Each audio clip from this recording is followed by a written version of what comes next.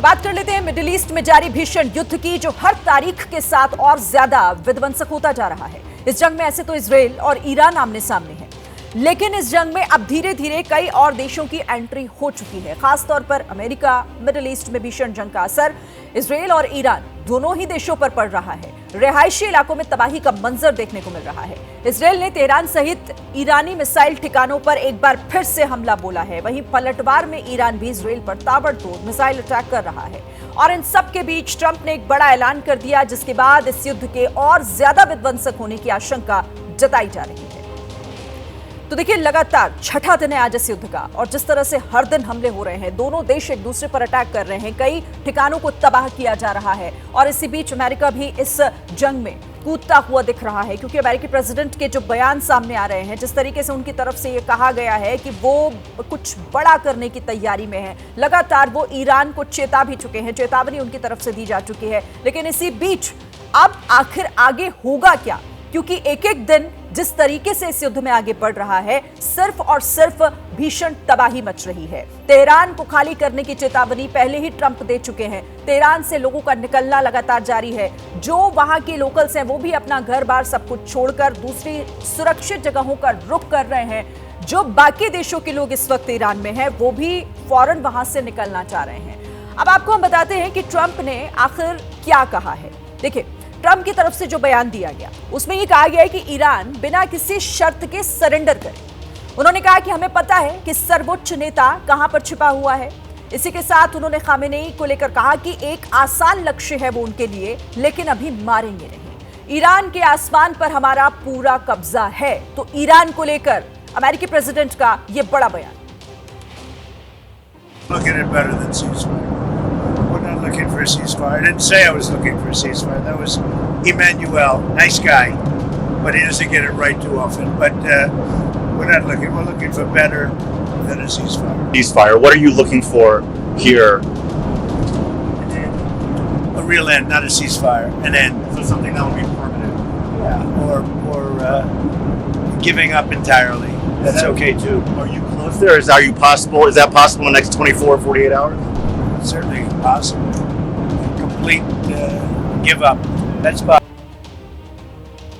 Israel के हमले के बाद अब खबर है कि खामेनेई को सुरक्षित जगह पर शिफ्ट किया गया है, क्योंकि इजराइल के हमले में लगातार ईरान के टॉप कमांडर्स मारे जा रहे हैं। और आशंका इस बात की है कि खामेनेई को भी निशाना बनाया जा सकता है। अब यहाँ आप ये समझिए कि आखिर खामेनेई इस वक्त किन 3 ठिकानों पर छिपे हो सकते हैं। पहला, नतांज परमाणु लेबोरेटरी। इसके अलावा 1 लाख वर्ग मीटर में यह फैला हुआ है। जमीन से 200 फीट नीचे है ये। तेहरान से 250 किलोमीटर की दूरी पर मौजूद है। और ये लैब पूरी तरीके से अंडरग्राउंड है, और इसीलिए ये एक सेफ प्लेस है खामेनेई के लिए। दूसरा, फोर्डो परमाणु लेबोरेटरी। ये लैब दुर्गम पहाड़ियों में बनी हुई है। 80 से 300 फीट जमीन के अंदर है। तेहरान से इसकी दूरी 160 किलोमीटर की है, और यहां सुरक्षा के लिए रूस का S-300 तैनात है। तीसरा संभावित ठिकाना है लाविजान में बंकर। ये बंकर तेहरान से 343 किलोमीटर दूर है। जानकारी के मुताबिक खामेनेई परिवार के साथ यहां पर रहते हैं। 15 जून के इजराइल के हमले के बाद खामेनेई को यहां पर शिफ्ट किया गया। 2024 में भी जब इजराइल ने अटैक किया था, तो खामेनेई यहीं पर छिपे थे। लेकिन अगर हम जानकारों की माने, तो अमेरिका देश ऐसा है, इकलौता देश, जो इन सुरक्षित ठिकानों को भी निशाना बना सकता है। अब वो आखिर ऐसा कैसे कर सकता है, इसको समझिए। देखिए, अमेरिका के पास B-2 बम्बर है, जिससे MOPB बम दागा जा सकता है। 200 फीट नीचे तक इसमें ब्लास्ट करने की क्षमता होती है इस बम में। इसे बंकर ब्लास्टर के तौर पर भी जाना जाता है। ईरान के लिए अमेरिका ने इसे खास तौर पर तैयार किया है। न्यूक्लियर फैसिलिटी तबाह करने में भी ये सक्षम है। विदेशी मीडिया रिपोर्ट्स की डिएगो गार्सिया द्वीप में B-2 का एक बेड़ा तैयार है। डिएगो गार्सिया ईरान से 4842 किलोमीटर दूर मौजूद है, जबकि B-2 11,000 किलोमीटर तक निशाना साध सकता है। मतलब ईरान के ऐसे बंकर अमेरिका के निशाने पर पहले से लॉक हैं।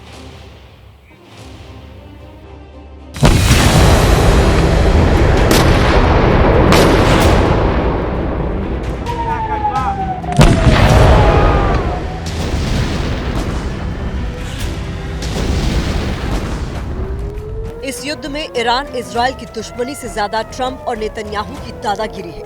ये दादागिरी नहीं तो और क्या है। ट्रंप कहते हैं कि ईरान को उस समझौते पर हस्ताक्षर करना चाहिए था जिस पर मैंने उन्हें हस्ताक्षर करने के लिए कहा था। ये कितनी शर्म की बात है और मानव जीवन की बर्बादी है। सीधे शब्दों में कहें तो ईरान के पास परमाणु हथियार नहीं हो सकता। मैंने ये बात बार बार कही है। मिस्टर डोनाल्ड ट्रंप, आप ये बताने की कोशिश करेंगे कि क्या आपने दुनिया को चलाने का ठेका लिया है? आप कैसे ईरान को परमाणु हथियार हासिल करने से रोक सकते हैं, जबकि SIPRI की लेटेस्ट रिपोर्ट के मुताबिक अमेरिका के पास 5177 परमाणु हथियार का भंडार है, जो रूस के बाद दुनिया में सबसे ज्यादा है। तो जब आप खुद परमाणु हथियारों की रेस में लगातार आगे बढ़ रहे हैं, तो किस हद से ईरान को परमाणु हथियार बनाने से रोक रहे हैं? ये सिर्फ और सिर्फ ट्रंप और नेतन्याहू की दादागिरी है। नेतन्याहू के कंधे पर बंदूक रखकर ट्रंप ईरान को तबाह करना चाहते हैं। मिडिल ईस्ट या पश्चिम एशिया में अपना दबदबा कायम करना चाहते हैं। यही वजह है कि बार बार इजरायली पीएम बेंजामिन नेतन्याहू भी ईरान के परमाणु हथियारों का डर दिखा रहे हैं और अपनी कार्रवाई को सही ठहरा रहे हैं। I'll tell you what would have come if we hadn't acted. We had information that this unscrupulous regime was planning to give the nuclear weapons that they would develop to their terrorist proxies.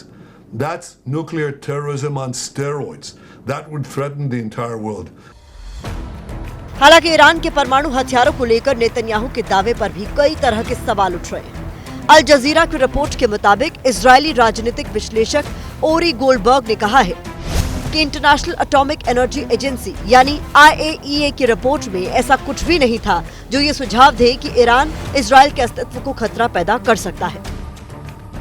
बावजूद इसके Netanyahu ने Iran के परमाणु हथियारों का डर दिखाया और पश्चिम एशिया में एक नया युद्ध भड़का दिया। तरीके से इन्वेजन शुरू करके वहां पे न्यूक्लियर साइंटिस्टों को मार देना और बिल्कुल टारगेट करना, तो ये इजराइल की थोड़ी दादागिरी तो जरूर है कि हम न्यूक्लियर बॉम्ब रखेंगे, हम न्यूक्लियर वेपन्स रखेंगे, लेकिन दुनिया में किसी और देश को ये प्रोग्राम नहीं चलाने देंगे। ईरान इसके अंदर उन ट्रीटीज का में सिग्नेचर है उसका जो न्यूक्लियर बॉम्ब बनाने के खिलाफ है। तो ईरान एक तरह का हमेशा से इसको अपना नेगोशिएशन के रूप में यूज किया है, लेकिन सब जानते हैं कि इजराइल के पास तो न्यूक्लियर वेपन्स हैं, तो दादागिरी तो है कि हम रखेंगे लेकिन आप नहीं रख सकते।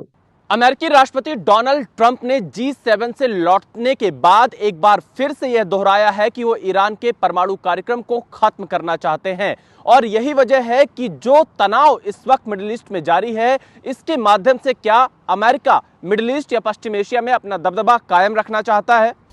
क्योंकि चीन और रूस के ईरान के साथ अच्छे संबंध हैं, ईरान के जरिए अमेरिका के दुश्मन दोनों देश इस इलाके में पकड़ मजबूत कर रहे हैं, जो अमेरिका को रास नहीं आ रहा। यही वजह है कि वो नेतन्याहू और इजराइल के बहाने अपने हित साधने में जुटे हैं। दरअसल वॉर हो या व्यापार हो, अमेरिका सबसे पहले अपना हित देखता है। हर अमेरिकी राष्ट्रपति की मंशा दुनिया को अपने इशारे पर चलाने की होती है। ट्रंप ऐसा करने वाले कोई पहले प्रेसिडेंट नहीं, बल्कि जॉर्ज W. बुश जूनियर भी ऐसा ही कर चुके हैं। 2025 में जो ईरान के साथ हो रहा है, वो 2002 और 2003 में इराक में सद्दाम हुसैन के शासन के साथ हो चुका है।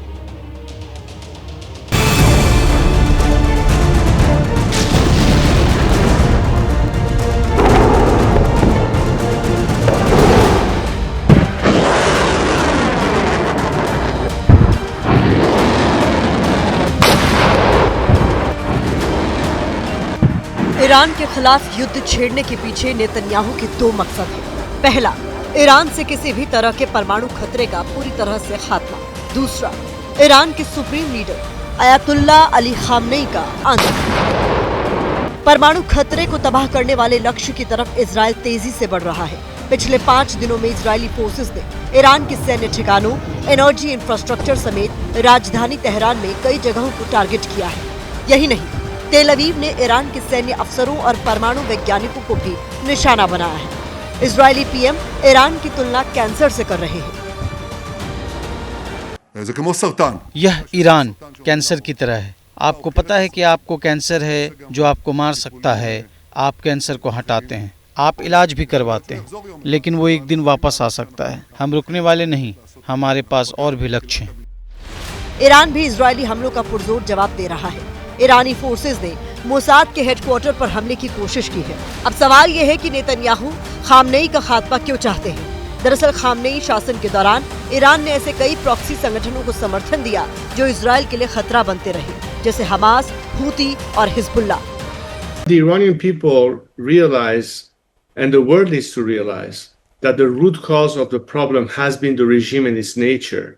And the only solution ultimately that will benefit both the Iranian people as well as the free world is for this regime to no longer be there. Now we have an opportunity because this regime is at its weakest point.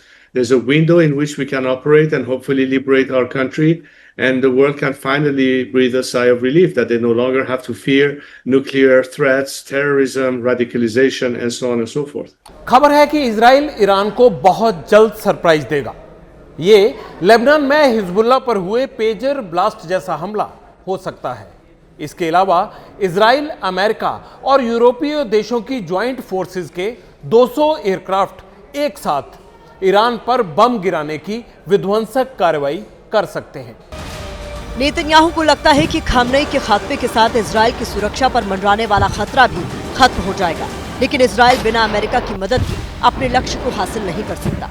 यही वजह है कि वो लगातार Iran के परमाणु हथियारों का डर दिखा रहा है और अमेरिका से मदद मांग रहा है। कनाडा से वॉशिंगटन डीसी पहुंचने के तुरंत बाद अमेरिकी राष्ट्रपति डोनाल्ड ट्रंप ने कहा कि ईरान परमाणु कार्यक्रम के बेहद नजदीक पहुंच चुका है और इस बार वो इस समस्या का वास्तविक अंत करना चाहते हैं। What specifically is better than a ceasefire? What are you looking for here? An end, a real end, not a ceasefire, an end. Israel ने कुछ ऐसा ही जॉर्ज डब्ल्यू बुश जूनियर के कार्यकाल में किया था। सद्दाम हुसैन के शासन के दौरान इराक के पास सामूहिक विनाश के हथियारों का दावा किया था और इसे पश्चिम एशिया की शांति के लिए बड़ा खतरा बताया था। इसके अलावा अमेरिका में यहूदियों की एक बड़ी लॉबी है जो प्रशासन के फैसलों में दखल रखती है। इसी यहूदी lobby the American Israel public affairs committee ने भी बुश को सद्दाम के खिलाफ एक्शन के लिए उकसाया। ईरान को हमेशा से अमेरिका एक क्रिटिकल अपनी फॉरेन पॉलिसी के लिए एक चैलेंजिंग कंट्री मानता रहा है। वो इस्लामिक रिवॉल्यूशन के बाद से न्यूक्लियर वेपन तक ही मामला सीमित नहीं रहेगा, वो उनकी पॉलिटिकल रेजिम को जो काफी दिनों से वहां पर सत्ता में है उनको वो डिस्टेबलाइज कर देना चाहते हैं। इसका अंजाम ये हुआ कि अमेरिका ने इराक को तबाह कर दिया। सद्दाम हुसैन को फांसी पर लटका दिया गया। आज इराक अस्तित्व के लिए संघर्ष कर रहा है, अमेरिकी सेना का ठिकाना बना हुआ है। अब अमेरिका ईरान के साथ भी कुछ ऐसा ही करना चाहता है। इसलिए ट्रंप कह रहे हैं कि तेहरान छोड़ना ईरानियों के लिए बेहतर है।